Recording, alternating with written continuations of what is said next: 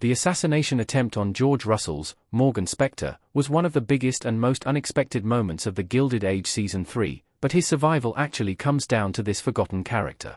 After Mr. Russell was shot in his office, the Gilded Age Season 3, Episode 7's ending left George Russell fighting for his life.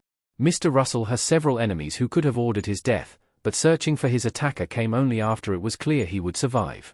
Thankfully, Dr. William Kirkland, Jordan Donaker, ensured that Mr. Russell lived through the Gilded Age Season 3's finale. However, another character who was integral to George's survival was left unheralded. George Russell owes Bannister for saving his life in the Gilded Age Season 3. George Russell in the Gilded Age Season 3. Dr. William Kirkland's medical expertise saved George Russell's life, since it was hours until George's regular physician arrived at the Russell's Palace on 61st Street and 5th Avenue. However, Dr. Kirkland would never have known to go over to the Russell house if Alfred Bannister, Simon Jones, had not asked him to. In a fortunate turn of events, Bannister happened to be watching just as Mr. Russell's carriage pulled up to his house. After asking what had happened and learning of Mr. Russell's condition, it was Bannister who suggested calling for Dr. Kirkland to help George while waiting for his usual doctor's arrival. Thanks to Bannister's quick thinking, George Russell lived to see the end of the Gilded Age Season 3.